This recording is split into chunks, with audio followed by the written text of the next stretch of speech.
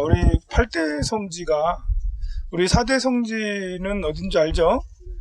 4대 성지는 다 얘기했고, 8대 성지는 도대체 왜 8대 성지지? 4대 성지에서 기원정사가 들어가고요. 그리고 바이샬리가 들어가고요. 상카샤가 들어가요. 또 한두 군데는 어디더라? 또 한 군데 어디지? 예. 그래, 영축산 말이에요. 영축산, 왕사성에. 그렇게 해서 4개를 더 추가해서 8대 성지예요. 4대 성지야 이제 가장 대표적인 줄 알겠어. 근데 8대 성지는 뭘까? 기원정사는 그야말로 부처님께서 가장 오래 안거를 하시고, 경전도 거의 대부분 거기서 설법을 하시고, 그러니까 얼마나 더 비중이 있느냐의 차이인 것 같아요. 그리고 여기도 8대 성지 안에 우리가 이제 왕사성에 중림정사가 있고 영축산이 있고 하니까, 그래 거기가 8대 성지 안에 들어가. 왕사성하고 기원정사는 들어갈 수 있다 생각해. 근데 바이샬리는 뭐지? 여기도 부처님의 8대 성지 안에 들어가나? 한 군데 더 있는데 상카시아가 있어요. 거기야말로 이제 조금, 거기 진짜 8대 성지 맞아? 사실은 상카시아가 오히려 이제 이렇게 보면, 우리가 상카시아까지는 못 가요. 워낙 외지에 있어서 한 이틀 정도 더 잡아야지 상카시아를 갈 수 있어요. 그런데 나는 상카시아 솔직히 말해서 못 가봤어. 왜냐하면 성지순례 때마다 항상 비켜가. 너무 이렇게. 그래서 들어본 바에 의하면 거기는 아주카 석주, 불어준 석주밖에 없대. 황량하대. 그래. 근데 이제 바이샬리 같은 경우는 부처님이 이제 열반했을 때, 열반하시기 직전에 나는 열반할 거다라고 예언도 했지만, 이 리차비 쪽, 왓지 연맹이라는 이 연맹의 이야기가 굉장히 부처님하고 얽힌 이야기가 많고, 여기 자주 왔어요. 여기 자주 왔는데, 부처님이 나이가 한 40세쯤 되셨을 때, 이쪽에 가뭄이 들었어요. 엄청 가뭄이 들고, 그래서 그 명성이 자자한 부처님 좀, 석가모니 부처님 좀 우리 동네에 오세요. 좀 기도 좀 해주세요. 그래서 이쪽에 있는 사람들이 부처님을 초청하게 돼요. 그래서 부처님은 이제 비구들을 대동해서 일로 와서 비구들에게 보배의경을 독송을 하게 시켰어요. 보배의경. 보배의경을 막 독송을 하자 얼마 안 있어서 비가 막 내린 거예요. 보배의경은 이제 뭐 모두 다 행복하여라 이런 경우로 한 열 몇 개의 식구로 이루어진 경전인데요. 저 남방불교에서는 거의 다 외워요. 자해의경, 보배의경, 축복의경 해서 3대 경전이거든요. 우리가 반야심경을 외우듯이 그들은 보배의경을 외워요. 그래서 보배의경은 부자경, 보배가 생기는 경. 그러니까 비가 내린다는 건 비는 재물이거든요. 저는 이제 한 번씩 비 올 때마다 비에서 정말 금은 보화가 떨어지네? 이런 생각을 해요. 왜냐하면 저게 지금 얼마짜리야, 비 내리는 게. 그래서 우리의 곡식이 자라게 하잖아요. 그리고 사람이 자라고 물을 먹게 하잖아. 그래서 하늘이 내리는 건 정말 하늘에서 금덩어리가 내리는 거랑 다르지 않은 거예요. 비가 내리는 거. 그래서 보배의경. 이쪽 우리는 지금 걸어왔고 또 차를 타고 이렇게 왔는데요. 이 인도에서 제일 가난한 지역이 여기예요. 우린 여기를 보고 나서 인도 너무 지저분해. 인도 너무 가난해. 이래가지고 인도에 비전이 있겠나 뭐 이렇게 하지만 사실 우리는 제일 가난한 데 왔다. 지금 여기가 이제 비하르주 중에서도 바이샬리 지역이 제일 가난해. 사실은 부처님 당시 때는 제일 부자 동네였거든요. 여기가 상업의 중심지였어요. 그런데 상권이 이동하고 불교가 이제 멸하면서 바이샬리도 지역적으로 이제 낙후가 되기 시작하는 거예요. 그래서 우리가 여기 바이샬리 이쪽 지역에 사람들에게 이런 때야말로 보배의경을 독송해 줘야 되지 않나, 그런 생각이 들어요. 그리고 또 이제 여기에서 비구니 스님의 출가가 이루어졌어요. 그래서 여기는 비구니 스님들의 성지라고 해도 과언이 아니고 여성 불자들의 성지라 해도 과언이 아니에요. 세상에 여러 종교가 있지만 큰 종교 작은 종교 말고 큰 종교에서 여성들의 어떤 성직자를 인정하는 곳은 불교밖에 없어요. 기독교, 이슬람 같은 경우는 여성을 사람 취급을 안 해요. 다 두르고 다니잖아요. 물론 그 여성을 무시해서 다 두르고 다니는 건 아니지만 어쨌든 여성이 사람답지 못하게 살아가는 곳이 이슬람 쪽이거든요. 기독교도 비슷해요. 기독교도 갈비뼈로 만들었다잖아. 아니 갈비뼈들이 많네 여기. 그런 식의 논리면 안 되죠 이게. 사실은 부처님도 여성의 출가를 반대하셨어요.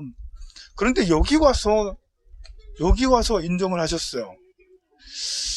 그건 여러 가지 시사하는 바가 있는데요. 비구니 여성 마하파자파티를 비롯한 야쇼다라 부처님의 부인과 부처님의 계모 이분들과 함께 궁녀들 500명이 여기까지, 우리가 지금 카필라성에서 여기 왔는데 얼마나 멀어요. 다 머리 깎고 승복 입고 맨발로 왔다잖아. 맨발로 여기 왔는데 핏물이 다 진동해가지고 전부 다 발에 피멍이 다 핏물이 뭐 그랬다잖아. 그렇게 했는데도 부처님은 너 싫어 안 돼. 그때 이제 3번이나 계속 간증했는데도 안 돼. 아 영영 불가능한가? 아난존자한테 가봐야지. 우리의 핸섬보이 아난존자, 우리 궁녀들의 우상 아난존자에게 가가지고 마하파자파티를 비롯해 야쇼다라가 가가지고 아난존자한테 싹싹 빌었어요. 또 아난존자는 또 착하잖아. 본래 착한 사람이 인기가 많아요. 착해가지고 부처님한테 달려가가지고 몇 번을 이제 이렇게 울고 불면하면서 제발 좀 허락해달라고 해서 부처님은 허락을 해주셨어요. 여성들이 여기서 출가를 해요. 그래 이제 여성의 출가에 어떤 그 분위기가 막 무르익었기 때문에 출가해줬던 것도 있지만 어쩌면 이런 이유가 있을 수도 있어요. 카필라는 농업국가예요. 농업국가는 보수적이에요. 보수적인 곳일수록 여성들은 그냥 반일만 하고 그냥 밥만 해야 돼. 사회활동 금지, 농업국가는. 근데 이제 거기서는 여성들이 출가하려고 하면 그 일대 사람들의 굉장히 이제 그 반대에 부딪혔을 거예요. 그런데 바이샬리는 안 그래요. 상업국가라고 했잖아요. 그리고 8국가가 연맹을 해서 모인 이제 왓지 연맹을 이룬 곳이에요. 부처님이 말년에 이제 이렇게 저 아자타사투 여기서 가까운 왕사성에 계실 때, 부처님 여기 계실 때인가? 여기 하여튼 왕사성에 아자타사투가 이 왓지 영맹 이쪽 지역을 치려고 했어요. 가까우니까. 그때 당시는 영토 확장이 이제 점점 도시국가가 이제 봉건국가로 막 발전할 때니까. 그래서 이제 부처님한테 자기 신하를 보내서 부처님한테 여쭤봐요. 왓지족을 치려고 하는데 쳐도 되는지. 그래서 부처님께서 그 앞에서 바로 치면 안 된다는 얘기는 하지 않고 뭐라 하셨냐면 아난존자랑 대화를 하셔. 신하랑 대화하지 않고 아나나 왓지족의 연맹은 사람들이 서로 잘 모이는 곳이냐. 네 부처님 여기는 잘 모여서 무엇이든지 모여서 회의를 해서 결정해요. 그런 나라는 결코 무너지지 않고 고강하며 번영하는 나라다. 또 그곳은 부모들에게 효도를 잘 하느냐? 네 여기 왓지 연맹의 사람들은 정말 부모에게 효도를 잘 합니다. 부모에게 효도하는 사람들이 모인 곳은 고강하고 귀하고 해서 결코 번영만 있지 무너지지 않는다. 이렇게 해서 몇 가지 이제 선한 일을 많이 하느냐, 뭐 이렇게 거기에는 무슨 것도 있냐면 거기에는 여성들을 탄압하고 여성들을 폭력으로 다스리고 그러는 곳이냐? 아닙니다, 세존이시여. 여기 왓지 연맹의 사람들은 여성들을 잘 우대하고 폭력을 때리지 않습니다라고 그렇게 이야기를 해요. 그래서 그렇게 아난존자랑 주고받으면서 또 이렇게 나라가 이렇게 고강하려면 번영하려면 그렇게 왓지 연맹처럼 이렇게 해야 된다라고 얘기를 하고, 그리고 승가의 화합도 7가지를 쭉 승가들은 이렇게 왓지 연맹에서 했던 것처럼 그래야지 된다. 그래서 우리는 자주 모여서 이야기를 해야 된다. 서로가 상호간에 존중을 해야 된다. 뭐 이런 것들 이야기를 해요. 거기서 보는 것처럼 거기에 그 왓지 연맹의 사람들은 여성들에게 함부로 대하지 않았던 거예요. 그러니 여기 분위기는 여성들이 500명이나 출가를 해도 하나의 큰 사건이지 그것이 반대에 부딪혀서 절대 안 돼 이런 분위기가 아니었을 수도 있는 것이죠. 그건 제 생각이에요. 그건 제 생각입니다. 그래서 여기가 여성들의 성지가 될 수 있다. 부처님 여성을 그렇지 않아도 부처님은 평등하지만 실질적으로 여성들을 여기서 출가를 했어요. 그리고 암마빨리라는 그 얘기했잖아요. 황진이 인도 16국 최고의 기녀, 가장 아름다운 여인, 인도에서 가장 아름다운 여인이 부처님 40세 때 여기 와가지고 귀의하고 그랬어요. 부처님 처음 왔을 때 요 근처에 오셨을 때인데 암마빨리랑 먼저 만났어. 암마빨리가 부처님한테 제가 정성을 다해서 법문을 듣고는 감동해서 부처님과 승가에게 공양을 올리겠다고 그렇게 얘기를 했어요. 부처님 그러라고. 암마빨리는 마차를 타고 열심히 오는데 오다가 이제 귀족들을 만났어. 귀족하고 친하잖아 암마빨리가. 그래 자랑을 했지. 부처님이 저 뒤에 조금 천천히 오시는데 내가 먼저 가서 공양을 준비한다 했더니 귀족들이 아니 우리가 먼저 하면 안 되냐. 우리가 더 돈 많잖아. 너보다 우리가 돈 많아. 우리가 더 귀족이고 그러니까 우리가 먼저 할게 했더니 밧지족을 다 팔아서 준다 해도 밧지 연맹을 다 팔아준다 해도 그 순서를 내줄 수 없다. 결코 내줄 수 없다라고 그렇게 하면서 공양을 올렸던 분이 암마빨리예요. 암마빨리가 고향이 여기고 여기서 이제 나중에 여성의 출가를 허락했으니까 출가를 하게 되거든요. 여기는 또 외도라고 하는 니간타나타부타의 고향이기도 해요. 자이나교의 성자예요. 니간타나타부타는 이제 육사 외도 중에 한 분이기도 하고 그 당시 인도에서 가장 명망 있는 이제 종교 지도자였죠. 그런 니간타나타부타의 고향이기도 하고 또 가섭존자의 고향이기도 해. 가섭존자가 이제 요 근처에 여기는 다자탑이 없는데 근처에 다자탑이라고 있거든요. 왜 다자탑이냐면 아이들이 많이 이제 태어났다고 해서 거기에 그 자리에 가가지고 기도를 하면 아이들이 많이 난다, 아들이 많이 난다 해서 다자탑이라고 그 마을에 성소가 있어요. 거기서 태어났대. 그래서 다자탑이라 그러는데 가섭존자도 그 부처님이 그 성도하시고 나서 한 3년 4년 정도 후에 부처님의 제자가 되거든요. 가섭존자는 본래 부잣집 아들이에요. 바라문의 아들인데 그 부모님이 아들을 낳기를 그렇게 소원했는데 안 낳는 거예요. 그래서 이제 기도를 열심히 해가지고 나이 한 50쯤 돼서 늦둥이를 아이를 가졌어요. 아이 없을 때는 아이 갖는 게 소원이었는데 아이가 이제 한 15살 좀 넘어가니까 그 다음에는 아이가 결혼하는 게 소원이에요. 근데 당시에 가섭존자는 결혼에 아무 생각이 없고 자기는 출가해서 사문이 됐으면 좋겠다. 당시에는 부처님 제자라는 생각은 안 하고 사문이 됐으면 좋겠다라고 생각을 해서 저는 절대 비혼주의자예요. 나는 결혼 안 해요. 나는 결혼 싫어요. 근데 그 불쌍하신 이제 60이 넘었고 70이 다 되신 이제 엄마 아빠를 생각을 하니까 그렇게 할 수도 없고 안 할 수도 없고 그래가지고 이렇게 제안을 해요. 이거랑 똑같은 사람이 생기면 인형을 갖고 와가지고 이거랑 똑같은 사람이 있으면 결혼하겠다라고. 이분들이 부자잖아. 전국에 다 돌려가지고 복사시켜가지고 컨트롤 V 해가지고 쭈쭈 해가지고 다 이제 그래서 전국에 뿌려가지고 결국 비슷하게 생긴 똑같이 생긴 여인을 찾아내요 세상에. 그러니 결혼 안 할 수가 없잖아요. 그래가지고 결혼을 했는데 인연이 그 여인도 비혼주의야. 그 여인도 나는 같이 결혼 안 해요. 해가지고 결혼식을 하긴 했어요. 인도의 결혼식은 요란하다 보니까 결혼식을 하기로 했는데 둘이서 이제 첫날 밤에 금극기를 했죠. 넘어오지 마. 우리 안 하는 거야 이제. 우리 서로가 출가할 거잖아. 그래가지고 이제 그렇게 하기로 10년을 했대요 세상에. 10년이 지나서 부모님이 돌아가시고 둘이서 그래 이제 우리가 뜻을 이뤘다 하면서 이제 온 재산을 다 팔아가지고 어렵고 가난한 사람한테 다 나눠주고 나서 둘이 이제 출가를 했어요. 가다가 보니까 둘이 같이 가는 게 좀 이상하거든? 둘이 같이 가는 게 이상하잖아. 그래가지고 이제 이 두 갈래 길이 나왔을 때 우리 서로 너는 이쪽, 나는 이쪽으로 찢어지자.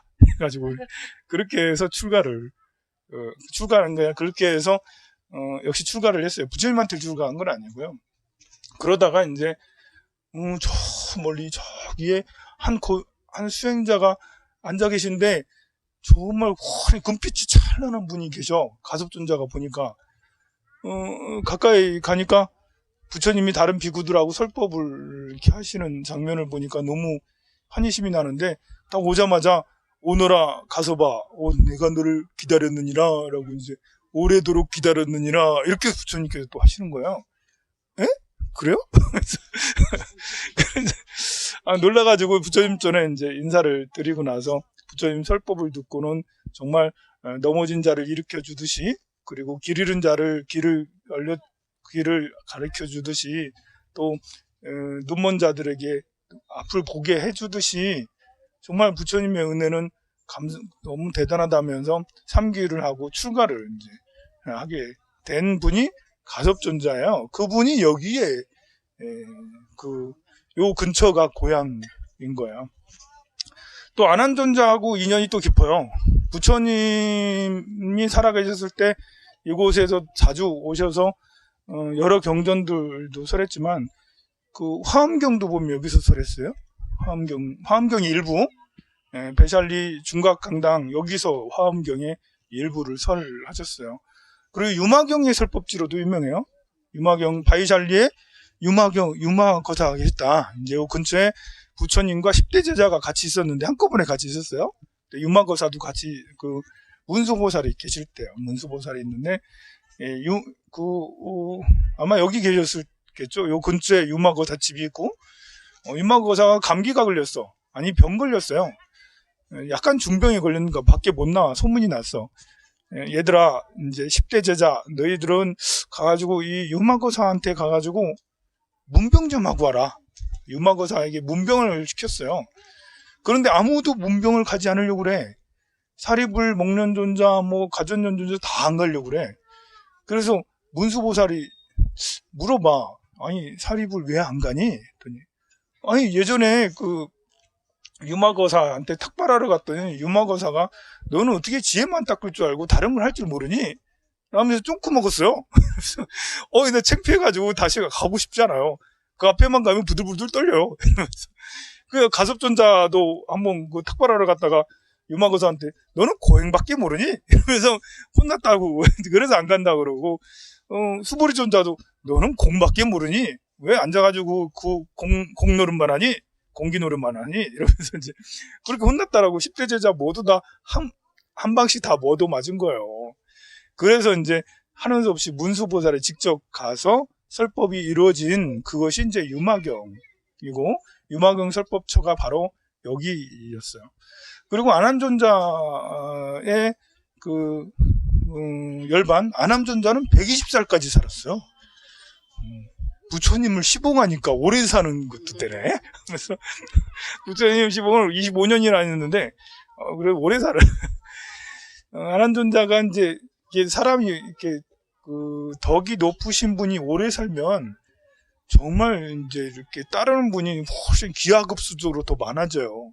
그리고 덕이 높으신 분이 오래 사는 데다가 중도의 마음을 잊지 않고 설법을 늘 하시고 선행을 늘 하시면 그야말로 이제 그냥 엎드리게 되죠. 그래서 마가다국 사람이고 여기 왓치 사람이고 모두 다 안한존자를 제일로 치고 모든 사람들이 안한존자의 신도가 됐어. 근데 부처님이 열반에 드신 것처럼 안한존자도 이제 열반에 들겠다라고 사람들한테 공표를 해요. 근데 전쟁이 일어나게 생겼네? 이 왓치 연맹하고 마가다국하고 전쟁이 일어나게 생겼어요. 무엇 때문에? 왜? 사리 때문에. 이 안한존자 사리를 우리나라에서 모시고 싶다라는 경쟁이 치열해서 막 이게 이제 갈등이 막 이렇게 돼요. 서로 이렇게 굉장히 이렇게 힘들어져. 이제 나라가 이제 스트레스 지수가 막 높아져. 곧 있으면 전쟁 날 지경이야. 그래서 어떻게 하셨냐면 마가다국하고 이렇게 이 왓치 이쪽하고 베살리 쪽하고 경계 지역에 강이 있었는데요. 안한존자가 갑자기 공중부양을 해. 신통이 있으시잖아. 믿어야 돼요. 공중부양을 슉 하더니 강 가운데로 쑥 올라가. 그러더니 거기서 화광산매에 들어. 화광산매에 든다는 것은 금빛이 쫙 펼쳐질 뿐만 아니라 심장에서 불이 일어나는 거예요. 심장에서 불이 일어나더니 스스로 다비가 되는 거예요. 그래서 공중에서 스스로 다비가 돼서 양쪽으로 사리가 떨어져서, 그래서 이쪽은 저 마가다국의 사리가 가고 이쪽은 베샬리의 사리가 가고, 여기 어디에 안한존자 탑이 있을 텐데 안한존자 그 사리를 이쪽에다 바이샬리에다 모시고 그랬어요. 중심탑이에요. 예. 저 큰 탑이 안한존자 탑이에요. 안한존자 탑. 저 뒤에 이렇게 둥그렇게 큰 탑이요. 그만큼 이제 바이샬리 사람들한테는 안한존자가 크게 존경스러운 분이에요. 우리가 이제 공중부양에서 화강산매에 드신 안한존자를 생각하면서 여기서 기도를 좀 하도록 할게요. 기도 안 하나? 조금만 하지 뭐. 네.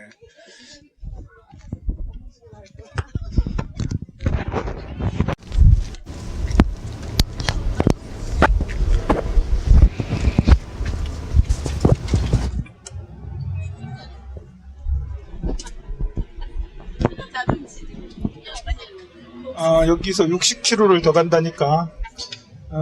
바이샬리는 좀 할 말이 많아요. 그래서 거기에서 이렇게 설명을 하면 좋은데 거기에 그늘이 없는 것 같아. 내 기억에 바이샬리에 그늘이 없는 것 같아. 그래서 이제 불편해도 여기서 그냥 설명을 하는 게 일부 설명을 하는 게 낫겠네요. 이제 알라라칼라마가 이제 여기를 지나쳐, 부처님이, 시달타 태자가 여기를 지나서 왕사성으로 가게 되는데요. 여기서 그냥 지나지 않아요. 그러니까 아까 말한 대로 알라라칼라마의 제자가 돼요. 알라라칼라마는 이제 무소유처 정에 이른, 아까 16살에 출가해서 104살에 죽었다잖아요. 16살부터 이제 선정에 드는 법을 배워가지고 104살까지 산 거예요. 무소유처정은 소유하는 것이 없다. 근데 우리가 이제 선정에 들면 사선정이 있어요. 처음에 이제 새끼에 오르는 초선정, 2선정, 3선정, 4선정이 있어요. 저 뒤에는 좀 별로 관심이 없는가 봐. 안 들려서 그런지. 들어봐요 좀. 듣고 있기는 뭘 듣고. 어디서 듣기 어려운 거니까 현장에서 들어야지. 그래 이제 알라라칼라마한테는 무소유처정을 들었던 스승인데요. 이렇게 무소유처정은 그냥 정에 이르지 않고 처음에는 초선정, 2선정, 3선정, 4선정에까지 이르고, 그 다음에 이제 공무변처라는 공무변처정에 이르고, 식무변처정에 이르고, 무소유처정에 이르는 거예요. 나도 그 선정이 얼마큼까지인지 가늠할 수 없겠어. 우리가 수정주의라고 해서 정에 드는 수행자를 이제 정을 제일 중요하게 여기는 수정주의가 있거든요. 그런데 가장 마지막 단계는 비비상처정이에요. 여기에 있는 이제 알라라칼라마, 칼라마족의 알라라, 이제 이름이 알라라고, 칼라마는 성이에요, 족성. 이분이 무소유처정까지 이르렀는데 시달타 태자는 여기 와가지고 수업을 받고 얼마 안 있어서 금세 무소유처정에 이르러요. 스승한테 무소유처정에 이르면 뭐가 좋습니까? 했더니 천상에 날 수 있다. 천상에 나면 뭐가 좋습니까? 뭐 좋은 거지. 이제 시달타 태자는 천상에 나는 게 목적이 아니고 육도윤회를 끊고 만 중생들을 다 육도윤회를 끊게 하는 게 우리 시달타 태자의 본래 소원이었으니까 이 공부로는 알라라칼라마가 이제 연세가 100세가 막 넘었으니까 이렇게 종단을 물려주려고 그래요. 300명이나 제자가 있는데 그 300명의 제자보다 시달타 태자가 더 나은 거야. 그래 부탁을 해요. 여기 남아서 우리 종단의 대표가 되어줘. 이제 29밖에 되지 않은 청년인데 그렇게 하자. 부처님은 시달다 태자는 안 되겠다 해서 이제 강계 왕사성으로 가서 우타카 라마푸타를 만나요. 우타카는 이름이고 라마는 이제 수행자의 아들 우타카라는 거예요. 수행자의 아들 우타카라는. 우타카 라마푸타를 왕사성 가서 만나게 됩니다. 우타카 라마푸타는 비비상처정, 당시 알려지기로는 최고의 선정, 최상의 선정, 더 이상 이룰 수 없는, 그냥 앉아서 그 정에 들면 몇 겁에 드는 그런 선정이라고 그랬어요. 간혹 가다가 러시아 저쪽 어디에 몽골에 이렇게 미이라들이 이렇게 나오는데요. 근데 이제 미이라를 이렇게 했는데 이게 한 500년, 600년 된 미이라가 살결이 그대로야. 세상에, 살결이 그대로, 살결이. 살아있는 것 같아요. 약간 시커먼데 살이 좀 빠져 보인다는데 살이 그대로야. 생각을 해보세요. 600년, 700년 된 미이라인데 마르지 않았어. 해골만 남아있는 게 아니고 몸통이 그대로 남아있고 살결이 그대로 남아있어. 너무 놀랍잖아요? 그런 류의 그 선정에 들을 수 있는 게 무소유처정과 비비상처정이라 알 수 있어요. 부처님은 역시 그때 이 우타카 라마푸타에게도 금방 그 선정을 익히고 이 선정의 끝까지 가봤으니까 이걸로는 안 된다 해서 그래서 이제 고행을 시작을 하신 거예요. 자, 바이샬리에는 이제 본래 옛날부터 상업의 중심 도시였어요. 그리고 여기는 8개, 9개의 부족들이 서로 연합을 해서 왓지 연맹이라는 것을 만들어요. 그리고 공화정을 했어요.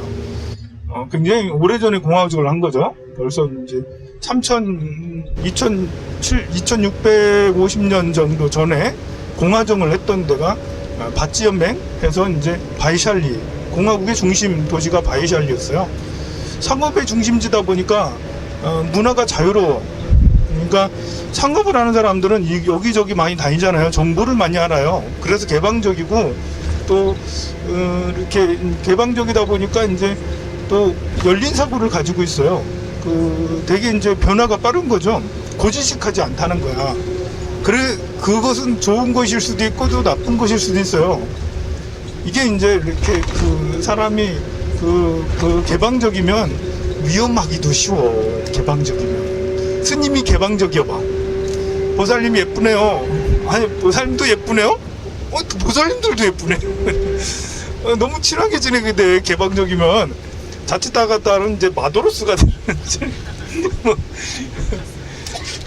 카사노바가 되는 그런, 개방적인 건 좋은데, 개방적이다 보면, 이제, 남의 문물을 잘 받아들이게 되니까, 이제, 계율에 소홀할 수가 있어요. 우리 한국 불교가 좀 개방적이에요. 많이 개방적이에요. 그래서 이제 이 부처님 열반 후 한 100년 정도 지나게 되면 계율에 대한 논쟁이 여기서 처음 일어나요. 야사라는 부처님 당시 야사 말고 야사라는 비구가 코살라든가 그 옆에 이제 다른 나라에 있다가 베살리에 오니까 여기 꼴이 말이 아닌 거야. 이제 스님들의 삶의 풍속이 아니 오후가 돼도 밥을 먹네? 보통 12시, 딱 12시가 넘으면 먹으면 안 되거든요. 12시 넘으면 먹으면 안 돼. 근데 또 돈을 지니고 다니네? 세상에. 여러분들이 이제 이렇게 주머니에다가 끼워주잖아. 이렇게. 그러면 돈을 지니고 다니네? 그리고 또 소금 같은 걸 또 갖고 다니네? 이제 맛이 없을 때는 이제 소금 같은 걸 쳐먹는 거예요. 조미료를 갖고 다니는 거예요. 그리고 또 음식을 비축을 하네? 본래 비축하지, 무소유니까 비축하지 못하게 돼 있거든요. 이러한 여러 가지 문제들이 야사 장로가 보기에는 이거 너무 타락했다. 어떻게 이럴 수 있니? 해서 이제 전국에 사발통문을 보내가지고 여기 좀 심판을 좀 해야겠다. 이제 바이샬리를 심판하자 해가지고 논쟁을 벌이게 됐어요. 여러 나라의 여러 곳의 장로들이 모여서 여기서 이것에 대한 논쟁을 한 거예요. 그만큼 이제 바이샬리뿐만 아니라 다른 데서도 계율이 무너져가고 있었던 거예요. 그래서 오래된 장로들은 이러서는 안 돼. 이제 계율 지켜야 돼. 그렇게 주장을 했고, 젊은 이제 바이샬리파들은 세상이 변하는데 부처님은 변하는 대로 좀 따르라겠잖아. 세상이 변하는데 우리도 좀 변하면 안 돼? 자, 여러분들은 어떤 게 맞는 것 같아요? 세상에 따라 좀 변하는 게 나을까요? 옛것을 고수하는 게 나을까요? 이렇게 여기서도 생각이 다른데, 대체로 나이 드신 장로분들은 해오던 게 있잖아. 부처님 제자들한테 직계제자, 이게 부처님 열반 후 100년 후에 있었던 일이니까, 그 당시에 이제 그 나이 많은 60대, 70대, 80대는 부처님 직계제자들한테 그 교육을 받은 분들이에요. 그럼 얼마나 철저히 하겠어. 그래 이제 결론은 나긴 났어요. 결론은 보수, 지키자. 옛것을 지키자라고 결론이 났어. 그런데 젊은 사람들은, 또 바이샬리 사람들은 안 따른데? 싫은데? 나는 이게 조금 변화인데, 그래가지고 불교가 살아남겠어. 옛것만 지키다가 좀 대중들하고 같이 호응 좀 해야지. 이러면서 이제 많은 다수의 사람들이 팔을 나눠서 대중부로 들어가요. 그래서 이제 그때부터 상자부와 대중부로 나누는 거예요. 그 100년 지나서 파가 갈리는 거야. 다른 종교, 이슬람 같은 경우는 이제 수니파하고 시아파로 나누잖아요. 수니파 같은 경우는 이제 그 종교 지도자가, 후계자가 이제 현명한 사람, 현인들이 그 현인들이 그 다음번을 이어서 종교 지도자가 돼야 된다고 주장하는 게 수니파고, 시아파는 오로지 이 직계가족. 당시에 이제 그 마호멧의 사촌이 있었어요. 조카인가 있었어요. 그 조카에게 이제 그 직계가족에게 그거를 팔을 그 지도자로, 이렇게 명도자로 그렇게 해야 된다라고 해서 이 두 파가 서로 싸우는 거예요. 이렇게 지금까지 원수잖아. 지금까지도 그 시아파하고 수니파는 거의 원수야. 같은 자리에 앉질 않아. 그 같은 종교에서 어떻게 그렇게 해요? 근데 우리 불교는 그게 이제 그 분열이 된 것이, 분열이라 하기도 그렇고 그냥 이제 다른 길을 가는 거죠. 이제 보수파, 이제 진보파, 이래서 계율을 철저히 지키는 파, 계율보다는 수행이 더 중요해. 계율 지키다가 수행을 못해. 수행이 더 중요하지. 계율이 더 중요해? 수행을 해야지. 그래서 대중부로 나누게 된 거예요. 상자부랑 대중부. 그게 이제 근본 분열이라고 그러고요. 근본 분열이 있자 계속 이제 부파 분열이 일어나요. 그 10년이 지나고 20년이 지나고 그 지역에 따라서 지역 특색이 생겨나는 건 나게 되고, 또 스님에 따라서, 지도자에 따라서, 왜 스님들이 큰 스님이 나잖아요. 큰 스님의 지도하는 방법에 따라서 파가 막 갈리게 되는데, 처음에 18개 분파로 크게 나뉘고, 그 이후로는 뭐 말할 수 없이 많이 나누게 되죠. 그것이 최초의 원인이 바이샬리에서 일어났다. 또 바이샬리에는 암마빨리라는 그런 기녀로 유명해요. 황진이, 우리말로 하면 황진이에요. 황진이가 있었어요. 황진이. 암마빨리라는 기녀인데 고급 기녀예요. 그래서 왕과 귀족 아니면 이제 볼 수 없는, 구경도 하기 어려운 암마빨리, 너무 유명한, 그 당시 16국에서 가장 아름다운, 16개의 나라 중에 가장 아름다운 여인 암마빨리. 암마빨리가 이렇게 이제 산책을 나왔는데, 어떤 비구 스님이 걸어가는 모습이 너무 쏙 마음에 들었어. 세상에 첫눈에 반한 거야. 이런 천하의 기녀가 이렇게 첫눈에 반하는 분도 있네? 그런데 어쩌나? 스님이네? 스님이야. 그래서 스님한테 달려가서, 스님, 제가 몇 달 동안 스님을 모시고 싶습니다. 스님이 너무 존경스럽습니다. 제가 넉 달 동안 공양을 올리며 꼭 모시고 싶습니다. 이제 나 같으면 안 해! 하고 뿌리칠 텐데, 가만히 있어봐요. 보살님 가만히 있어봐요.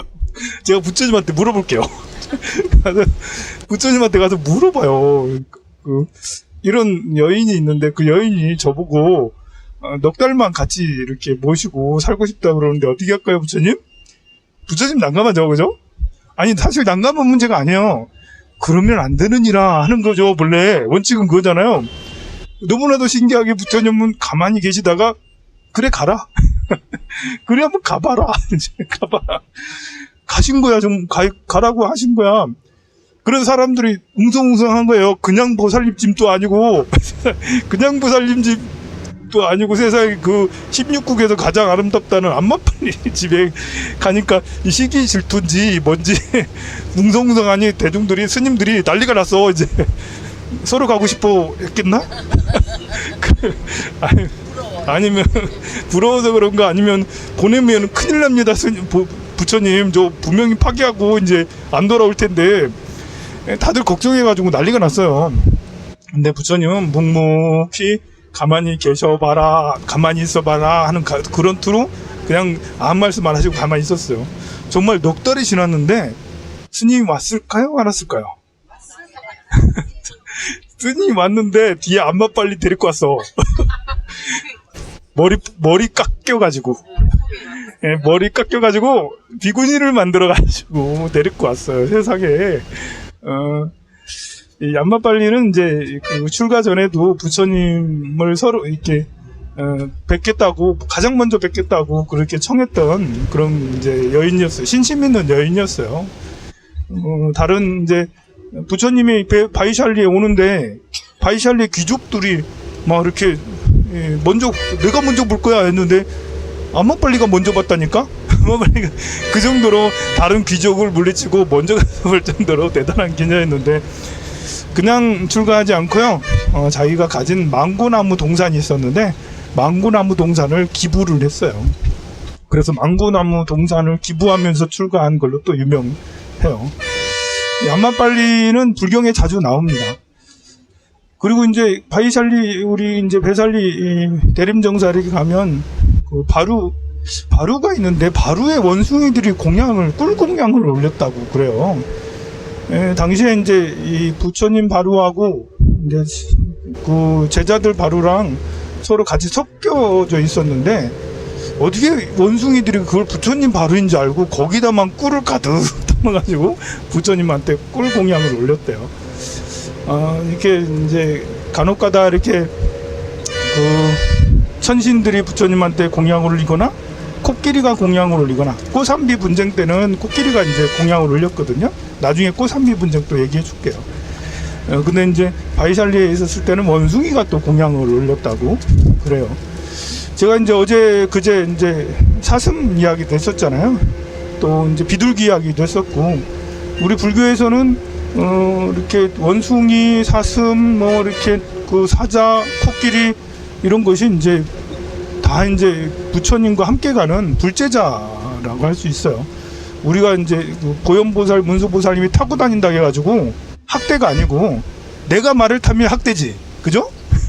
내가 말을 타면 학대지 완전히. 그 앉아 스님이 돼가지고 타고 이렇게 다니고 그러면은 말이 얼마나 아프겠어.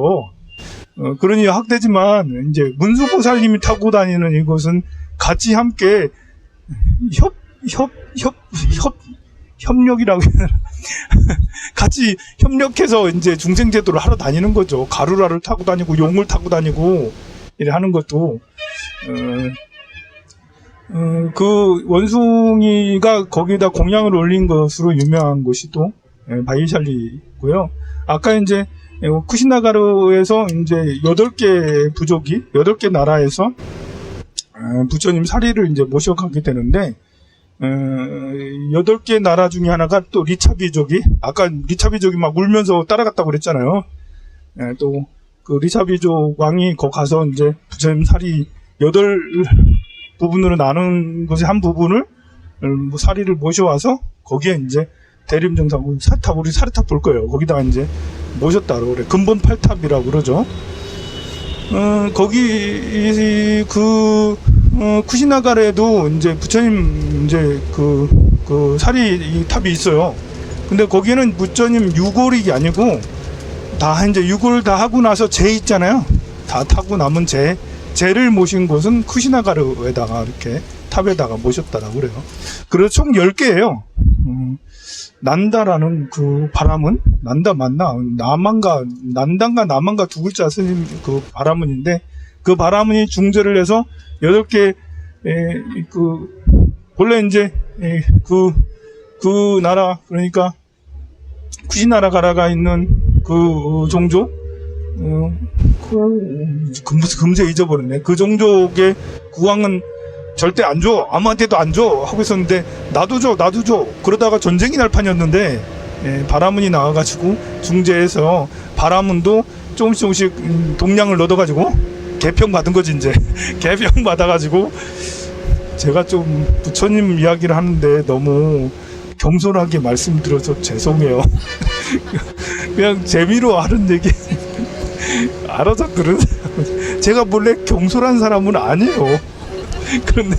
근데 강의를 하다 보니까 이제 막 나가다 보니까 이제 개평 받는다고, 부처님 사리를 개평 받으면 이렇게 얘기하면 안 되잖아 원래. 그래 받아서 이제 총 10개의 근본탑이라 할 수 있어요. 본래는 8개인데 다 하면 10개라고 할 수가 있습니다. 나머지 또 이제 그 바이샬리에 대한 이야기는 또 가서 또 말씀을 드리도록 하겠습니다. 성불하세요.